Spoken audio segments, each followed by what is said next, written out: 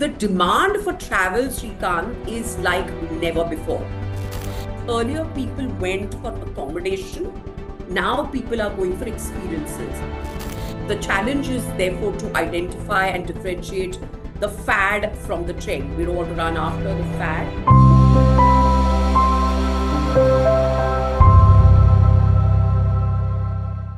Hi, everyone.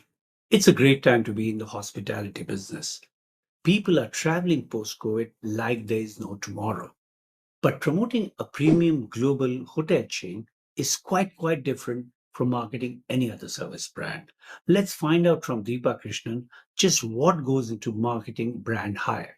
Now, Hyatt has 1,440 properties across the world, 52 of which are in India. So let's get started.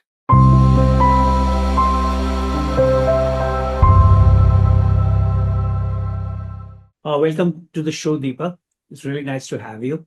One of the things I wanted to ask you was now you've been in Hyatt for just under 2 years. You came from Starbucks. What was the thing that struck you most as unusual about the hotel business? Think back 2 years. First of all, thanks, Srikant, for having me. And it's always a pleasure to speak to AFAC. Well, I think the two industries are very different, right? But one common thing that I think ties them together is experience.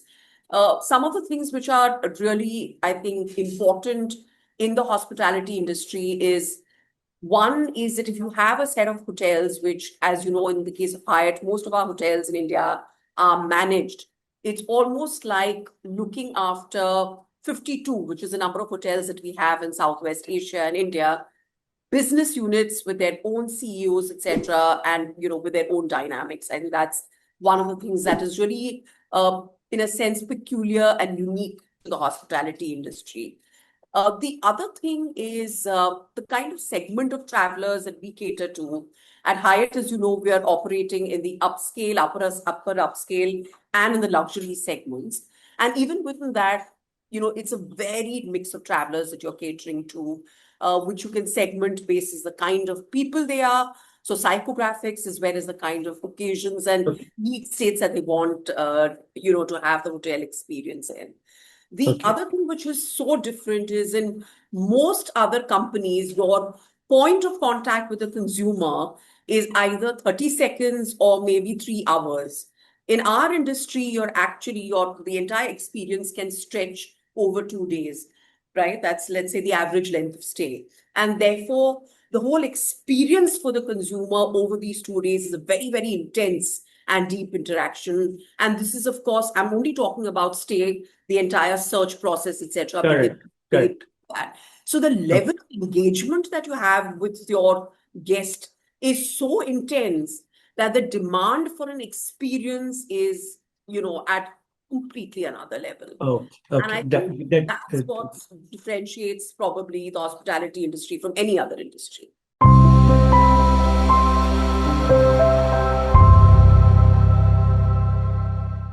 One question, one interesting thing about hotel chains, which I realized, is that, there's the global brand. Okay. Everybody knows the name. So everybody knows Hyatt. But then you have a property which is basically grounded in a locality, right? It is in a place, right? So you want to promote the global brand Hyatt, but that property is grounded in that area and the culture of that area, right? There may be festivities, occasions, other things because of which that property is, um, well, as I said, it's grounded, it's connected to the area of, radius of so many kilometers. How Yeah. do you reconcile these two things? I mean, so you want to promote the global brand, but there's also the local property, which has its own context. Is there conflict sometimes? And this I ask you really at a more theoretical level rather than just Hyatt specifically. Yeah.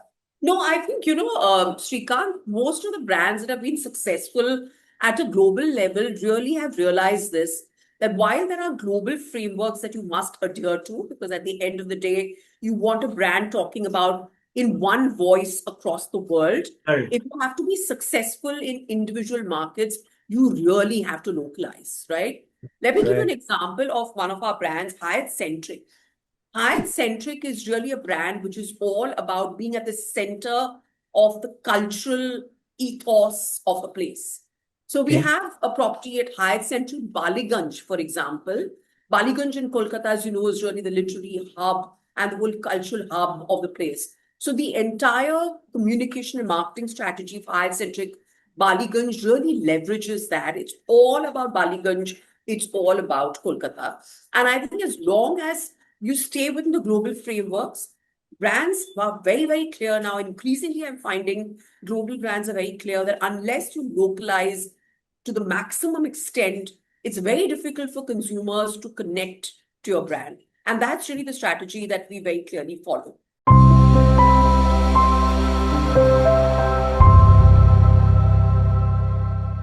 Brands like the Taj and the Oberoi, which are based out of India, can't they connect much more easily than can international brands? Is that a challenge? Well, I think we are certainly not trying to run away from our heritage, right? We are a global and international brand, and that's what people love about us. And I believe that you have to stay true to to your roots and be authentic. The sweet spot of Hyatt, it really goes back to our purpose, which is really our purpose of care, where we say that we care for people so that they can be their best. And I think this whole philosophy is best demonstrated by really staying true to your roots, but manifesting it in a way that's relevant for every market. I don't see that as a challenge. That would have been a challenge if we were trying to be something that we are not. But today, if you look at the traveler in India, they're so well traveled. They are, in fact, looking for the best of global and local experiences. I think it's an advantage because we really have systems, processes, learnings from markets across the world, which we are able to bring to India. Great. Most properties, Deepa, are so on weekdays they cater to, say, business travelers. I assume on weekends they target families. And then in the background, there are conferences and weddings going on, right? Through the year and higher in certain seasons. Now you have three distinct segments, the business traveler, the families for weekends, and then events and conferences. And the property is the same, right? Yeah. How do you communicate with these segments without mixing signals? I've always wondered about this. Yeah. Uh, so again, I think it goes back to what kind of properties we are talking about, right? And you're very right. There are multiple segments. In fact, I'll add a fourth dimension also, which is Or is- becoming increasingly relevant, which is the solo traveler. So when we're talking about individual travelers, it's no longer only families. You have solo travelers, you have Oh, really? couples, etc. So it is definitely becoming increasingly complex. The answer lies in really targeting and understanding your customer very well because a hotel is made in such a way it can cater to multiple segments at the same time with its offerings. So that's one, the product itself has an advantage. It's not relying on only one segment for success. The second Correct. thing is really understanding your consumer. What is it that a mice or a wedding consumer is really looking at? What is it that an individual traveler is looking at? What are corporate travelers really looking at? And the answer really lies in understanding specifically what they want and being able to offer that. Interestingly, we also have some periods in India, right, which are heavy with respect to, let's say, Correct. weddings, which are heavy with respect to MICE. So there is a certain amount of seasonality. There is a seasonality with respect to the individual traveler. But I think the short answer to your question is really the product is designed in such a way that it can cater to multitude of segments at the same time. The answer is really about providing experiences which are well differentiated for each segment once they arrive at the property. So, Deepa, that answers the question about the product and how you said that it's structured in such a way that it can accommodate different segments in different places physically as well, right? Yeah. My question also, then the other question is with regard to communication. How do you communicate with these different segments? Can you segment media in a way that they reach these three separately? Or is there an overlap? Is there a general message going out in a newspaper, for example, and it reaches everybody? Is that how do you see it from media standpoint? No, it's very, very specific. There's no overlap actually. So today we're able to really identify people who are looking at weddings or let's say corporate events and have a strategy for them, which is very, very specific. We're able to target travelers who are looking at, individual travel, or let's say family related travel, or what we call the FITs, and, therefore communicate to them very specifically. I think the power today of digital is that you're able to almost get to a segment of one, right? So when you're able to target them very specifically, the answer lies in the communication that you create, the media channels that you employ. So we do not have a one size fits all approach at all. And all our marketing strategies are very specifically catering to the individual segments that we're going after.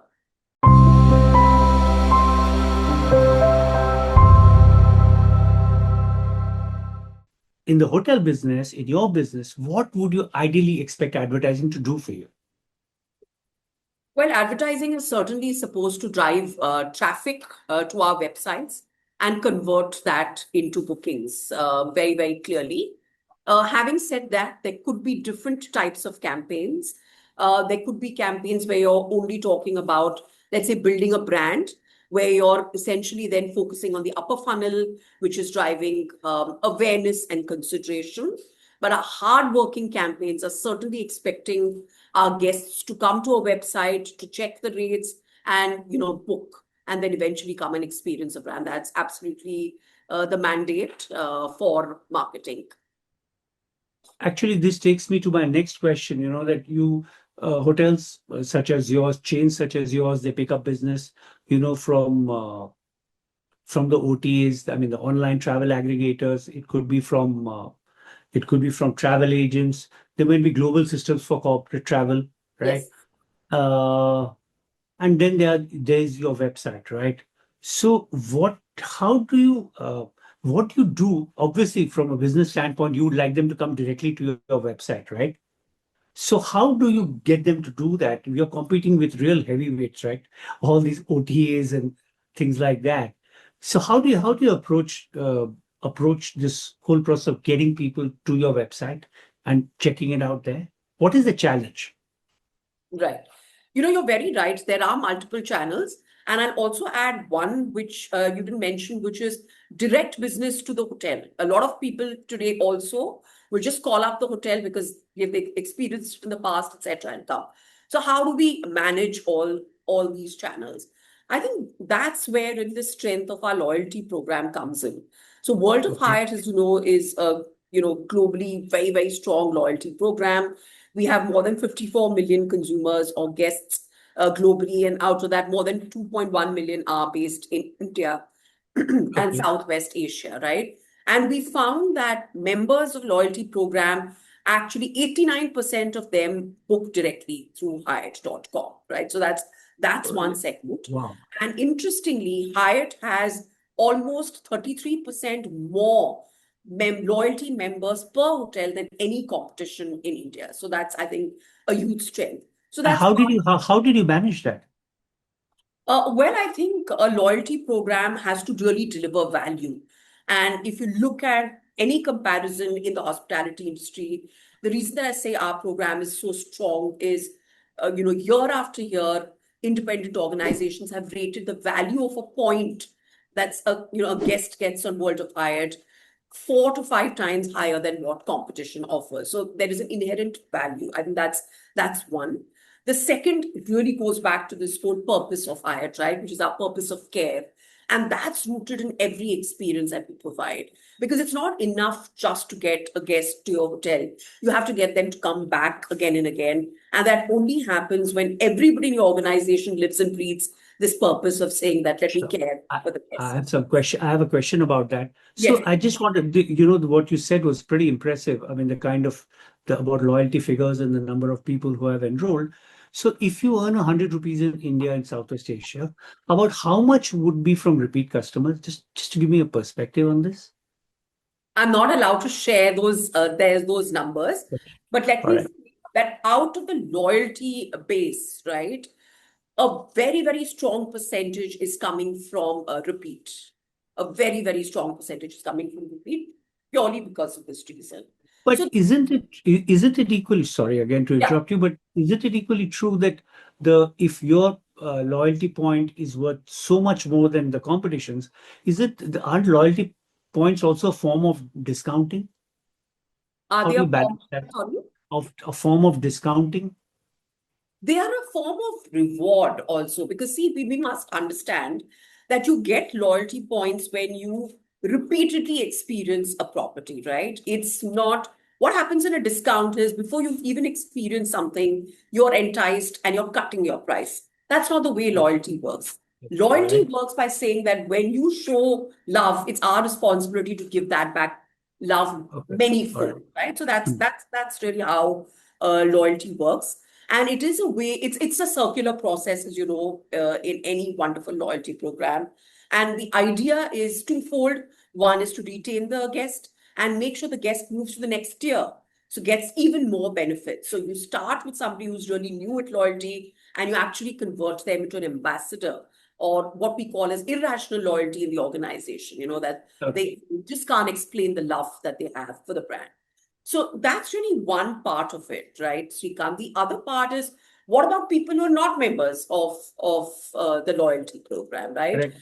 There, the digital, machinery really needs to work hard to, first of all, target consumers. So target, again, in the upper funnel, middle funnel, lower funnel. So it really starts with somebody who's just thinking about, a holiday and I want to reach them, to thinking about a holiday in Goa and I want to reach them, to thinking Correct. about Grand Hyatt Goa and I want to reach them and I want to convert them, right? So there is really a strategy for every one of these levels.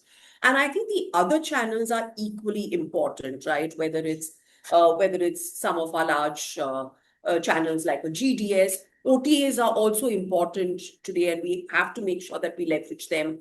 But of course, our endeavor is to make sure more and more consumers book directly with us, because that is something which is definitely desired as an organization, aids profitability, and also gives the guest the best rates, because on Hyatt.com, we ensure that we give guests the best rates.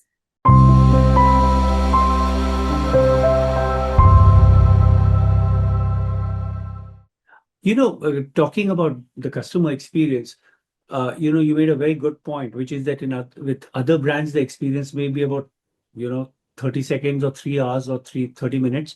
In our case, we are talking about 2 days, right? And that culture of caring and always over delivering I mean, it involves so many hundreds of people in a hotel, right? So sitting where you are, right? So it is not something, it's not a narrow experience, that you can control it. So many people are involved, it could be Yes. somebody at the reception, somewhere on the staircase, in the toilet, I mean, anywhere. It could be at the Yep. pool. How do you put it all together to ensure that people care about the customers or the person staying in the same way? It's a very tough one, isn't it? It is a tough one. In fact, let me start with an anecdote on this, Srikant. So years ago, when John F. Kennedy was actually doing a tour of NASA, and this is before man ever went on the moon, he was kind of doing a tour of the facilities, and he went to the restroom, and then he got out, and he kind of bumped into a janitor, and he started talking with the janitor, and he asked the janitor, sir, what do you do? And the janitor said, I'm helping put a man on the moon, right? Now, that really is the ultimate example of how every human being in your organization sees the larger purpose. And it really goes back to the fundamentals of training, recruiting the right set of people, retraining, getting them aligned to the larger purpose of the organization. Because many times, all of us in our daily jobs, we get sucked into a series of events or operational Correct. issues, but it's really important to remind all ourselves about what is it that the brand really stands for and what is that big purpose, right? And that's what all our teams really, excel at. We train, we also reward and empower, right? So when you have great examples in the organization and you see this happening, so every hotel, for example, recognizes colleagues which have gone above and beyond and demonstrated this wonderful purpose of care. And that's what our guests keep coming back for again and again and again. Okay. Well put. How important, so when customer reviews first came up, I mean, I don't know, years, 15 years, 20 years back, maybe 15 years back, It was a novelty, and now they're all over the place. You go on TripAdvisor, anywhere, Booking.com, there are customer reviews everywhere.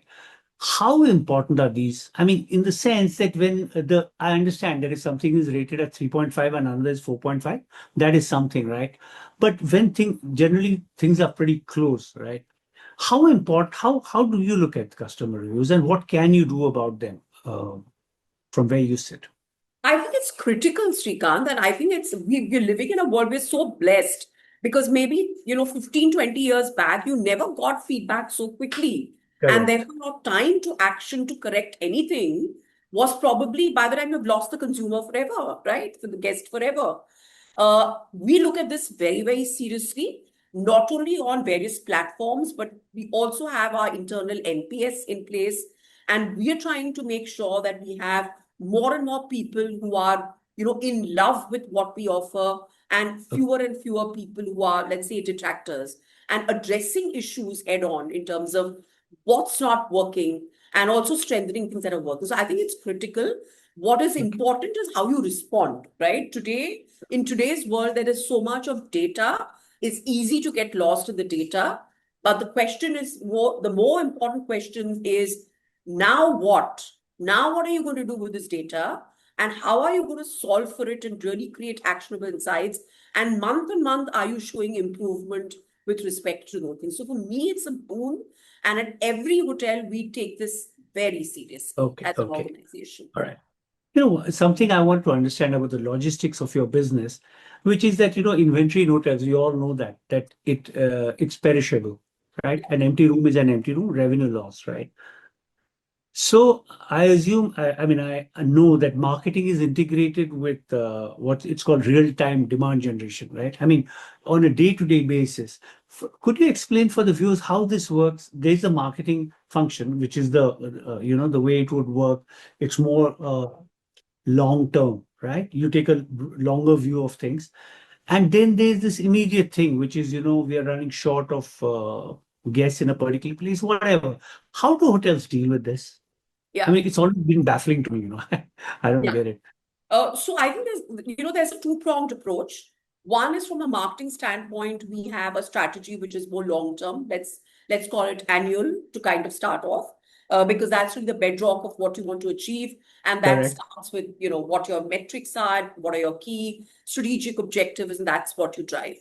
Interestingly, in our business, lead times are becoming shorter, which Correct. means that the amount of time from the time consumer and a guest has searched to the time they've come and experienced the property, if it was earlier, 6 months, and then it became three, and now it's even 30 days and sometimes 3 days, right? Okay. So you account for this by looking again at different properties are different and also segments are different, right? So a wedding guest is not going to certainly book 3 days in advance and it's going to book much further out, right? Correct. So there are two things which are at work here. One is, Correct. of course, like you rightly said, the operation side or the demand generation mechanism, which looks at pricing, which looks at inventory available, etc., and is smart enough to really optimize. The other part is the marketing bit, which is also optimized basis the business metric. So if you're Okay. seeing, for example, that we are having a shorter lead time, we will start our campaigns for that particular segment, for that particular property, just to cater to that. So the two are really kind of Uh, very agile. And this is an overlay, of course, on the annual marketing plan, which is, let's say, more upper funnel and mid funnel. But Okay. the performance funnel is very agile to really look at how business is moving.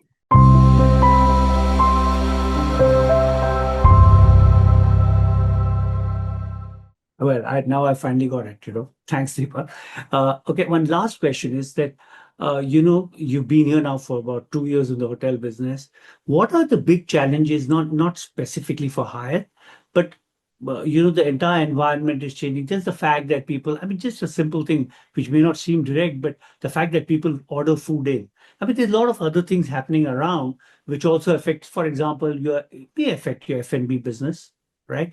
What are the challenges in marketing a upmarket chain like yours? Um, in a changing environment, what are the one or two big things that you think, or it may be trends that you see which will impact the business in a good way, in a challenging way, whichever. Yeah, sure. So I'll first set the context for this. What we're seeing is the demand for travel, Srikant, is like never before. Okay. Correct. In 2019, for example, people took, I'm only talking about India, 2.7 billion trips. And this number is expected to cross 5 billion in 2027. Wow. The amount of money people spent on travel was 150 billion USD, which is going to cross 410 in 2027. Wow. I think That's a after COVID, people kind of felt that there is no point in postponing things in life. You might as well kind of live it now, right? So what we saw as millennials being the experience economy is now really translated to all the generations, whether it's a boomer or a Gen X, etc. So I think that's really the fundamental background. Some of correct. the trends that we are seeing is earlier people went for accommodation. Now people are going for experiences. And the plethora of experiences people seek, of course, depends on, their psychographic makeup, their, attitudes, etc. And it ranges from, wellness to kind of just completely detox experiences where they don't want to connect with the world, to luxury experiences, to very immersive F&B experiences, etc. So that's one big change that we are seeing. The second thing that we are seeing is the rise of solo travel. And we're seeing this across generations, which allows us an opportunity to also operationally, come up with packages, price When you ourselves. say when you say solo travel, it's a single person. Yes, yes, yes. Wow. A huge rise. And this is especially in Gen Z and millennials. And what explains that at a social level, you think? I think one is the comfort.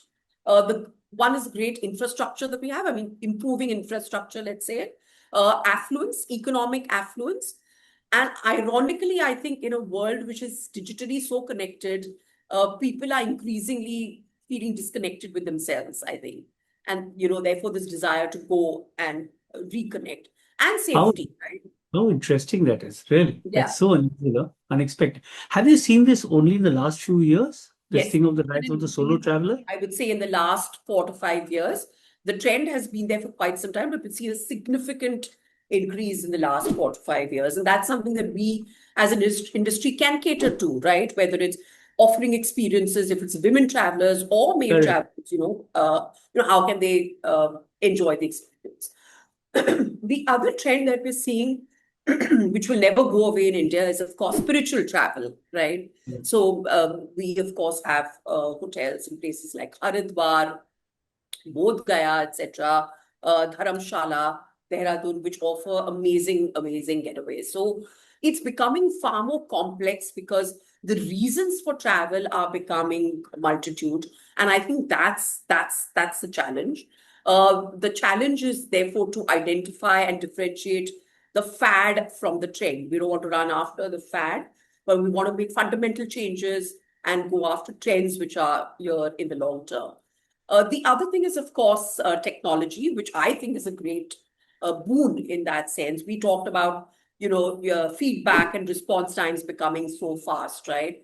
And technology is going to really help not only pricing infrastructure and architecture, but demand generation, how we talk to clients, how we make the bookings very seamless, etc. So Correct. that I think is definitely an opportunity. How that technology changes over time is something that we really have to keep up with.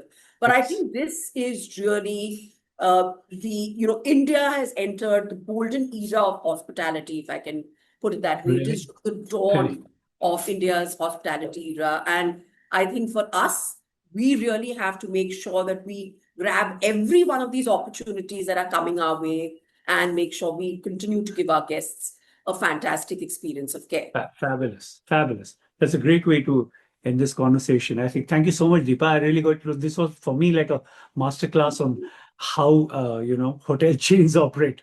I've learned a lot today. Thank you very much for your time. I hope you enjoyed it too. My Okay. pleasure, Srikant. Thanks. All right, Deepa. Thank you. Bye-bye. Bye-bye. Bye. Bye.